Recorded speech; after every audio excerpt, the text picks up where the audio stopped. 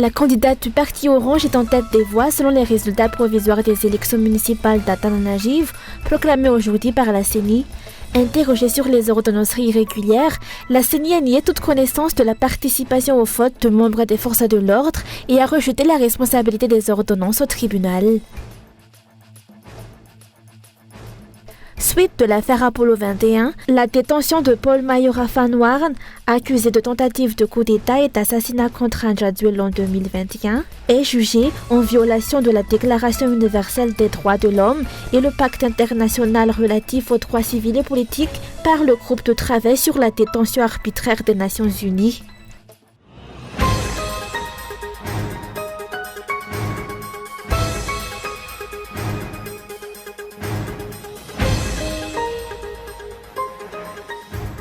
La candidate Arla Ramanatsu, venant du parti Orange, a obtenu 43,24% des voix selon les résultats provisoires des élections municipales d'Atananarivo, proclamés aujourd'hui par la CENI.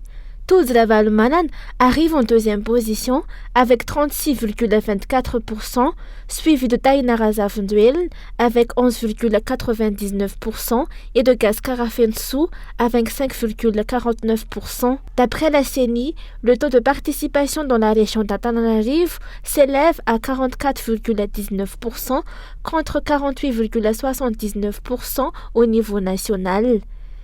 1158 communes ont enregistré un taux de participation supérieur à 50%, tandis que 537 communes ont enregistré un taux inférieur à 50%. Concernant la liste électorale et les nombreuses ordonnances irrégulières, la CENI a déclaré n'avoir aucune connaissance de la participation au vote de certains éléments des forces de l'ordre à Atananarivo par le biais de ces ordonnances.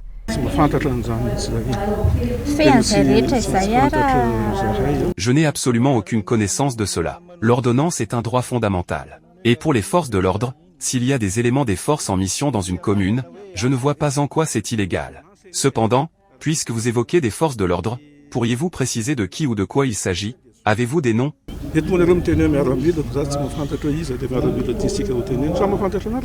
Il convient de rappeler que les ordonnances sont destinées à inclure les personnes ayant été recensées mais omises des listes électorales et non à y inscrire de nouveaux électeurs. Or, la réalité sur le terrain a été tout autre lors des dernières élections. Face aux fraudes, aux violations de la loi et aux irrégularités constatées, la CENI s'est dédouanée en rejetant la responsabilité au tribunal. Nous estimons que c'est au tribunal de statuer sur cette question. Toutefois, nous souhaitons rappeler aux citoyens que quelques dysfonctionnements ne conduisent pas systématiquement à des résultats électoraux erronés. La CENI a souligné que la proclamation des résultats provisoires a été accélérée grâce à la mise en place du SPATREC, ou structure provinciale de traitement des résultats des élections communales. Ce système a suscité de nombreuses interrogations et méfiance de la part de l'opinion publique. Le SPATREC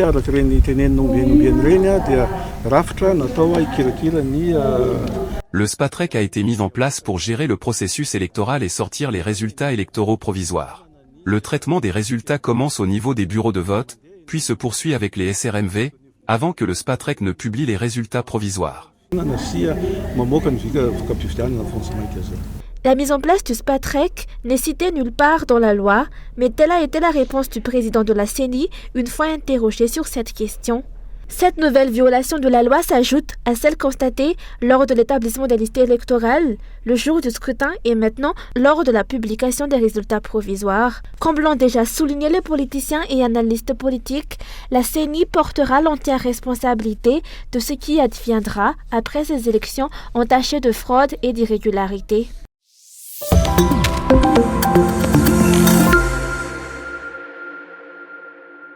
La privation de liberté de Paul Mayora Van Waren est arbitraire car elle est contraire à la Déclaration universelle des droits de l'homme et au pacte international relatif aux droits civils et politiques.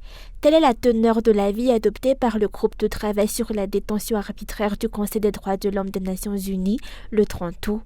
Il estime que la mesure appropriée consisterait à libérer immédiatement Paul Maïora-Fanouaran et à lui accorder le droit d'obtenir réparation, notamment sous la forme d'une indemnisation, conformément au droit international, compte tenu du non-respect de ses droits et de tous les préjudices qu'il a subis.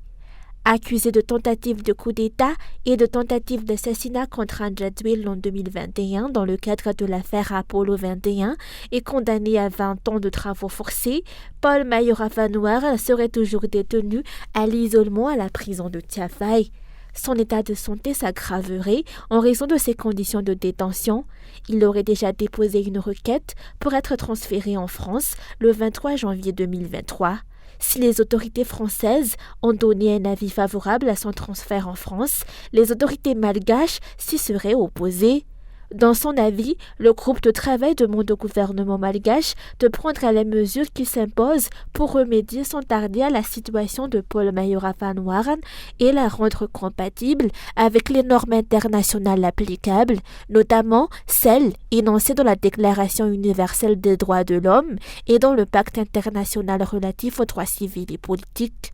Le groupe de travail demande aux autorités malgaches de l'informer de la suite donnée aux recommandations formulées dans l'avis qu'il a émis et notamment de lui faire savoir si Paul Maïora-Fanouaran a été mis en liberté et le cas échéant, à quelle date, si d'autres mesures ont été prises en vue de donner suite à l'avis. En cas de difficultés rencontrées dans l'application des recommandations formulées, il demande au gouvernement de lui faire savoir s'il a besoin d'une assistance technique supplémentaire, par exemple dans le cadre d'une visite du groupe de travail. Le groupe de travail se réserve néanmoins le droit de prendre des mesures de suivi si de nouvelles informations préoccupantes concernant l'affaire sont portées à son attention. Cela lui permettra de faire savoir au Conseil des droits de l'homme si des progrès ont été accomplis dans l'application de ces recommandations ou si, au contraire, rien n'a été fait en ce sens.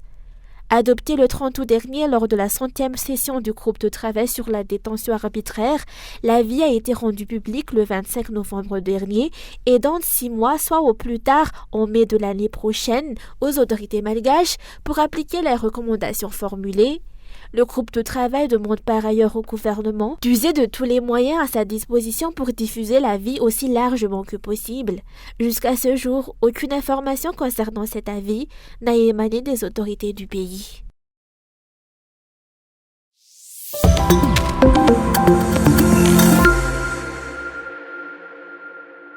Le régime de Radwil ne parvient plus à assurer ses responsabilités en matière de gouvernance, a déclaré le président du IFIM, Madagascar. Il est évident que ce régime échoue dans la gestion des affaires publiques. Ainsi, bien que la constitution malgache garantisse l'accès à une éducation gratuite pour tous, la réalité est tout autre. Le taux de scolarisation a chuté à moins de 60% pour l'année scolaire 2023-2024. Au lieu d'adopter des mesures concrètes pour redresser la situation, les autorités se sont contentées de multiplier les grandes annonces. Résultat, les parents ont dû débourser 50 000 arias par enfant à la rentrée scolaire, ce qui va à l'encontre de l'esprit de gratuité promis. Tous les secteurs de l'éducation aux infrastructures sont en recul. L'échec du régime et du gouvernement actuel est évident et largement ressenti. Il n'est plus possible de le dissimuler. La situation est critique dans tous les domaines. L'électricité, l'eau, le coût de la vie et l'état des routes en témoignent. Même les infrastructures qu'ils ont initiées, comme le téléphérique et l'autoroute, se révèlent décevantes et son réel impact, tout le monde en est conscient. Il n'y a plus d'issue visible. Le régime, et avec lui le pays, se trouve dans une impasse. Pour le IFIM, il ne reste plus rien à attendre du régime de Radwil. Son manque de volonté de développer Madagascar est évident, car il n'a pas la nationalité malgache. Ce point crucial ne peut être ignoré lorsqu'on évoque la pauvreté actuelle du pays. En outre, selon le IFIM, Radwil ne dispose pas des compétences requises pour assurer une gouvernance efficace. Face à cette incapacité, il mise sur des campagnes de communication et des mises en scène spectaculaires pour détourner l'attention et manipuler l'opinion publique.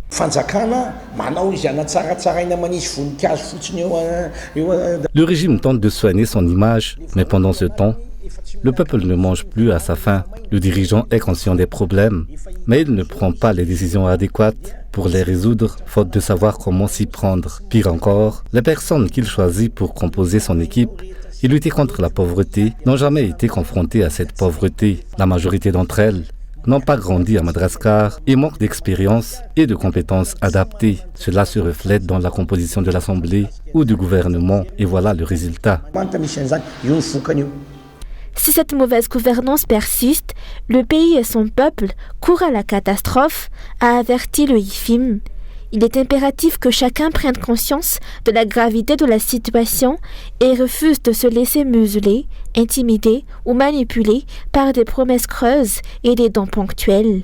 Ces pratiques, loin de résoudre les problèmes, ne font qu'aggraver la pauvreté généralisée et maintenir les citoyens dans une dépendance destructrice.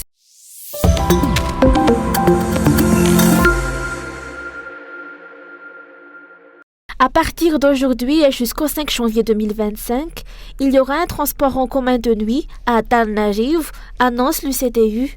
L'objectif est de permettre aux usagers de profiter au mieux des fêtes de fin d'année et de faciliter le retour de chacun chez soi.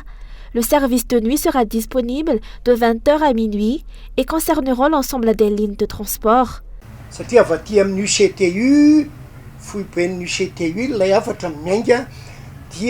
Les directives émanent de l'UCTU et sont adressées aux responsables des coopératives ainsi qu'à tous les transporteurs impliqués dans cette période. Notre message s'adresse également aux citoyens qui feront la fête dans la capitale, afin de leur assurer que la présence de bus la nuit est garantie pour permettre à chacun de rentrer chez soi.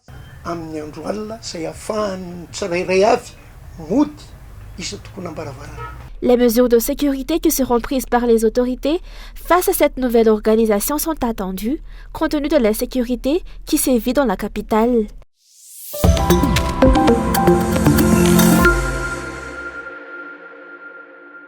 Un incendie s'est déclaré aujourd'hui dans la palmeraie de Melville, à Thomassen. Selon le ministère de l'Environnement, la population locale, le district, la Tredatsnanan, les sapeurs-pompiers de la commune de Thomassen, le SPAT, l'entreprise Imbatfi et les autorités locales ont uni leurs efforts pour maîtriser le feu. En cette période propice aux incendies, le ministère de l'Environnement a appelé la population à la vigilance et au respect des consignes de sécurité en cas de départ de feu. Les vents forts, la sécheresse et les températures élevées favorisent la propagation rapide des feux.